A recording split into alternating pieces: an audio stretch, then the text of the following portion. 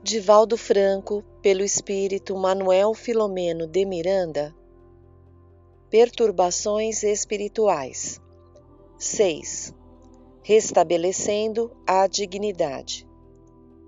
Ao despertar, na manhã ensolarada, o senhor Eduardo encontrava-se aturdido e recordava-se parcialmente do sonho revelador.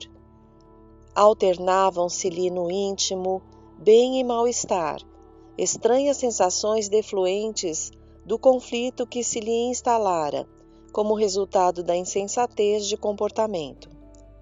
Após meditar alguns minutos, em tentativa de encontrar uma linha direcional de raciocínio, recordou-se do beneplácito da oração e mergulhou o pensamento no abençoado recurso que lhe proporcionou harmonia íntima, acercando-se-lhe o mentor Euvídio inspirou-o a decisões inadiáveis, de modo a libertar-se da constrição obsessiva que se tornara vítima. Reconhecia o abismo de natureza moral ao qual se atirara voluntariamente. Captou a ideia de reunir a diretoria da instituição com o objetivo de afastar-se da presidência e, ato contínuo, manter uma conversação demorada e digna com a esposa, de quem se encontrava separado no lar, mantendo apenas as aparências do relacionamento conjugal, porém sem comunhão afetiva. Pensou nos filhos adultos e comoveu-se, reconhecendo a forma promíscua a que se entregara a conduta. O orvalho das lágrimas lavou-lhe as imperfeições e, livre da injunção obsessiva, com a mente clara e os sentimentos lúcidos, recuperou-se e experimentou peculiar sensação de alívio, a que já se desacostumara. De imediato, passou às providências diárias até a noite, quando solicitou uma reunião com os demais diretores da nobre Casa de Amor, no que foi atendido com gentileza por todos. É certo que alguns membros estavam desgostosos com a sua conduta, embora ignorassem os acontecimentos na sua triste realidade. Após fervorosa oração, em que suplicava a ajuda divina, sem mais delongas solicitou uma licença da administração do núcleo, justificando problemas íntimos de certa gravidade, comprometendo-se a continuar militando nos labores, porém sem constituir-se pedra de escândalo.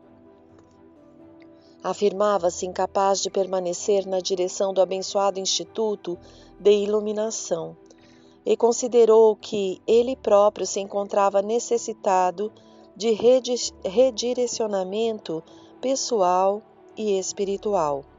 Evitou entrar em detalhes, aliás, desnecessários. Logo depois, informou gentilmente aos companheiros a sua disposição de divórcio com a esposa, que já não o suportava, mantendo-se livre para futuros compromissos que pretendia assumir. Ao espanto inicial de alguns amigos, adveio a compreensão em torno da fragilidade humana, das interferências espirituais negativas que vinham observando presentes, o que gerava situações algo embaraçosas na comunidade que administravam. Embora advertidos pelos mentores quanto à necessidade da vigilância, como sempre acontece, pensava-se em perigos que viriam de fora, quando a problemática mais séria era interna e através de quem mais deveria zelar pela conduta e pelo bom andamento das atividades cristãs, seguindo o modelo Jesus.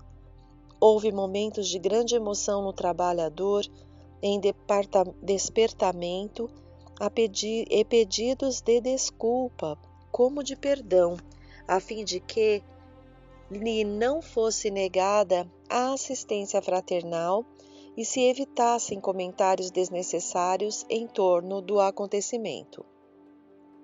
Por fim, esclareceu que desejava submeter-se a um especial tratamento pelos passes nas reuniões especializadas. Ao terminar o encontro, foi apresentada a alternativa de sua substituição pelo primeiro vice-presidente, elaborada a ata sucinta do acontecido, por todos logo firmada. Parecia-lhe haver se libertado de um pesado fardo que o esmagava intimamente, ao tempo em que a culpa, que já o aturdia, começou a diminuir a inclemência da sua cobrança. No dia seguinte, domingo, reuniu a família à tarde para um lanche, com a presença dos filhos e da esposa, expondo as dificuldades pessoais que vinha enfrentando desde há algum tempo e que necessitava de ajuda, da compreensão de todos, particularmente da esposa digna e fiel, que soubera manter-se em clima de nobreza, mesmo percebendo as irregularidades graves do seu comportamento. Ele elucidou que já se encontravam separados no tálamo conjugal desde há algum tempo e que gostaria de conceder-lhe a liberdade através de um divórcio não litigioso, comprometendo-se a submeter-se a quaisquer exigências que lhe fossem apresentadas. O impacto foi forte e os filhos umedeceram os olhos com lágrimas, porque, embora sentissem as dificuldades dos pais, ignoravam a gravidade do relacionamento. A senhora Etelvina, após a exposição do marido, também emocionada, aqueceu sem qualquer exigência com a separação legal do vínculo que se rompera moralmente, lamentando a ocorrência que muito a entristecia. A filha mais velha, já casada, que lhe dera 2 lindos netinhos, em um impulso nobre, indagou: será que o divórcio é o melhor caminho para a harmonia do casal? Não haveria alternativa, um período de experiência, em tentativa de recomeço? Esse foi o momento mais doloroso, porque o genitor, emocionado e com voz trêmula, confessou: não vejo como recomeçar. Tenho sido infiel ao meu lar. Embora militando no espiritismo, a minha conduta não condiz com os sublimes ensinamentos do Evangelho. Venho despertando para a realidade que me estava nublada por perturbações interiores e espirituais. E recentemente cheguei à conclusão da necessidade de mudar de conduta, redimindo-me ainda em tempo dos compromissos incorretos a que me tenho submetido. Espero o perdão de todos, ao que agora irei expor. Irei ser pai. A voz embargada quase foi inaudível, e não poderei abandonar a jovem a quem iludi e a criança que tem necessidade de nascer. Ante o silêncio natural que se fez entre lágrimas dos presentes, prosseguiu: ao ser informado pela mulher a quem me afeiçoei, e que tem a idade da minha filha querida, cheguei ao dislate de exigir-lhe que abortasse a criança. Deveria estar louco, possesso ou com ambos transtornos, enquanto na tribuna espírita ensino que o abortamento é um crime hediondo. Não suporto mais tantos conflitos e estou procurando a redenção enquanto é tempo. Nenhum caminho existe para a reabilitação, exceto a verdade, com todas as dores que advenham e decepções que provoque inicialmente. Sou o Lázaro moral em busca da saúde, correndo atrás de Jesus na pessoa dos meus filhos e da minha sofrida esposa. Jesus teve misericórdia de todos e, por certo, tê-la-á para comigo também. Se os meus filhos e Etelvina forem capazes de me compreender, perdoar, e mesmo que lhes pareça difícil o perdão, pelo menos desculpar-me pelas ações pérfidas que venho praticando. Não pôde continuar, porque as lágrimas o embargaram. Era sincero o seu arrependimento. Embora amparado pelo irmão Elvídio, e com a nossa presença transmitindo-lhe coragem e valor moral, tratava-se de um momento muito grave e significativo. Dona Etelvina foi a primeira a responder-lhe com muita emoção: Desde que falhamos no relacionamento conjugal, mantenhamos a fraternidade, a amizade em homenagem aos dias bons que vivemos e em retribuição aos filhos que Deus nos concedeu para encaminhar-lhe. Aceito a proposta de divórcio sem pressa nem exigência. Ato contínuo, os filhos abraçaram-no, compreensivos e dolorosos. Anoitecia, não havendo mais nada a discutir, porque os detalhes do divórcio e da reorganização da família, já que os filhos residiam nos próprios lares, o companheiro arrependido propôs: poderemos orar em agradecimento a Deus em favor da nossa união permanente e por ter me dado forças para ser honesto com minha amada e desrespeitada família. Como todos anuíssem, ele orou com unção, enquanto nós outros, os espíritos presentes, aplicamos passes em todos e participamos da ação de graça dessa tarde inesquecível. A psicosfera ambiental modificava-se ante a transformação pessoal do chefe do lar, facultando a visita de espíritos amigos e familiares que se encontravam com dificuldade em dar assistência ao casal, desde que os inimigos do bem haviam se apossado das reservas morais do paciente. Embora ficasse muito sofrida, a senhora Etelvina sentia-se aliviada do imenso padecer interior, mantido em silêncio. Propunha-se a continuar amiga do marido infeliz, de modo que pudesse auxiliar no que se fizesse necessário. O seu amor era maior do que os limites da comunhão carnal. Espírita e frequentadora da associação que ele dirigia, já não suportava acompanhar-lhe a maneira como se comportava em relação a outras senhoras e jovens que buscava seduzir. Transcorreram alguns dias e uma semana após o encontro conosco no plano espiritual, o nosso amigo procurou a jovem Iracema, que se encontrava em profundo abatimento, como resultado das reminiscências que ficaram da reunião de esclarecimento em que participara, e por saber que o amante não desejava aceitar o filhinho em formação no seu ventre. Evitara, porém, um encontro pessoal, porque não sentia as forças morais suficientes para o enfrentamento, conforme ocorrera antes. Magoada e aturdida, mas assistida pelo nosso amigo Germano Passos, a fim de evitar que tombasse nas malhas das entidades frívolas e perversas que pululam em toda a parte, aguardava encontrar a facilidade de sintonia. Terminada a reunião doutrinária em que ambos se encontravam presentes, ele se lhe acercou e convidou-a a uma conversação demorada. Sem relutância, a jovem aceitou a invitação e foram à sua residência, pois que vivia a sós, responsável pela própria manutenção, através do trabalho dignificante a que se entregara. Ela notou a mudança de tratamento que lhe foi oferecido pelo companheiro e ficou surpresa mesmo antes de o ouvir. Quando chegaram ao modesto apartamento, já era-lhe familiar ao visitante, depois de temas banais, coube ao arrependido cavalheiro explicar-lhe. Estava aurindo energias para esse momento que assinalará o início de novos rumos em nossa existência. Desde um sonho em que me vi envolvido por entidades das sombras e libertado pelos benfeitores espirituais, que algo me aconteceu em profundidade.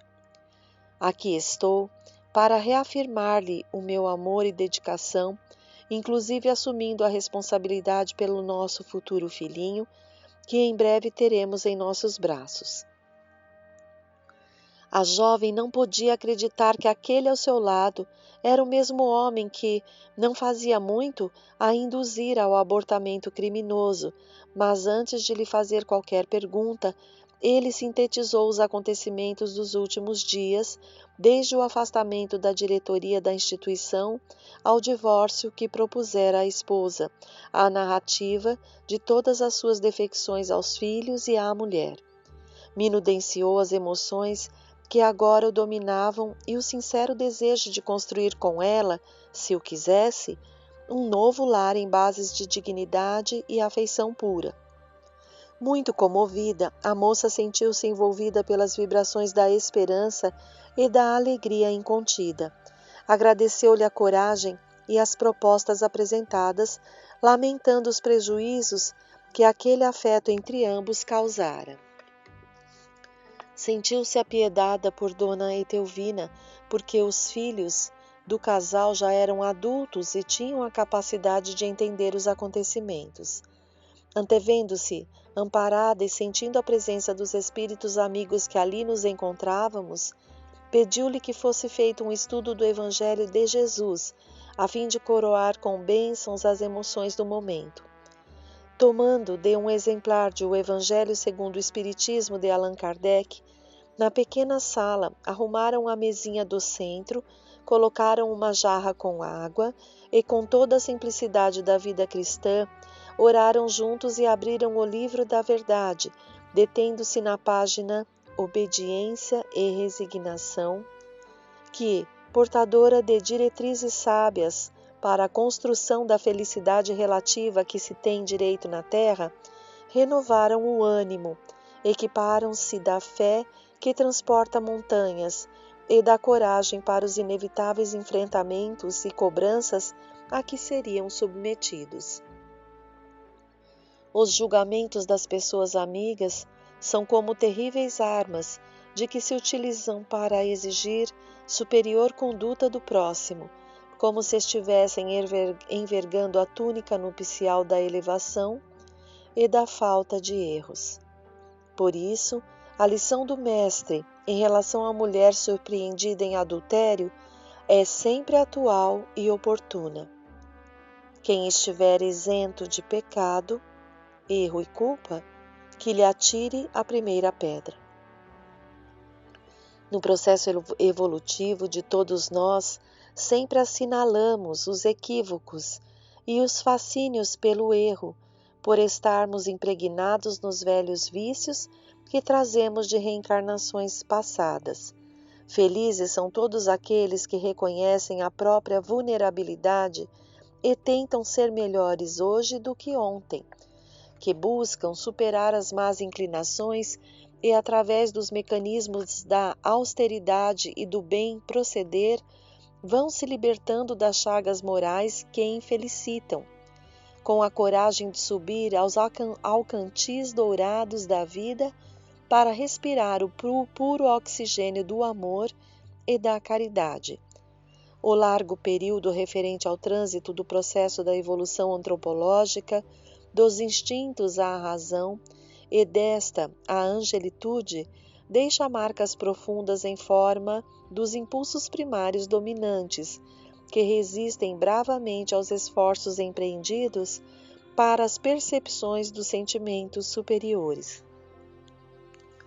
Os chamados santos do deserto do cristianismo primitivo procuravam fugir do mundo, silenciar as vozes clamorosas das paixões internas, para que, na meditação, na frugalidade da alimentação, vencessem as tentações da carne, que se liciavam com inclemência para exigir-lhes submissão. Mais tarde, ante o número imenso de anacoretas que fugiam para as grutas e regiões inóspitas, surgiram os mosteiros, verdadeiras fortalezas que os livraram da perturbação urbana, e cada cela se transformava em caverna silenciosa. Ignoravam, em sua ingenuidade, que o corpo reflete os impulsos, anseios e hábitos do espírito que o habita, devendo ser trabalhados com amor e compaixão, embora com perseverança e austeridade, ao invés de odiar-se o corpo, amá-lo e preservá-lo, mantendo as resistências morais que procedem da alma, a fim de criar os novos atos que se esculpirão no ádito do ser e que propiciarão a existência moralmente saudável. O temor a Deus, que era divulgado, só mais tarde seria transformado no amor a Deus, o Criador, que nos concede a misericórdia do seu inefável bem-querer, auxiliando-nos na difícil e necessária ascensão. Santo Antão São Paulo de Tebas, São Jerônimo e especialmente São Francisco de Assis perceberam essa realidade e alternaram a severidade com a matéria, que era usual no seu tempo de vida, com as sutilezas da ternura, da benevolência, da caridade, que é o amor na sua mais elevada expressão. Ao Espiritismo coube a tarefa incomparável de inscrever a caridade como a única forma de conseguir-se a auto-iluminação, de viver-se a existência plena em qualquer injunção da caminhada evolutiva. Saímos da residência de Iracema com entusiasmo, pois que o primeiro tentame do nosso labor estava se coroando de bênçãos.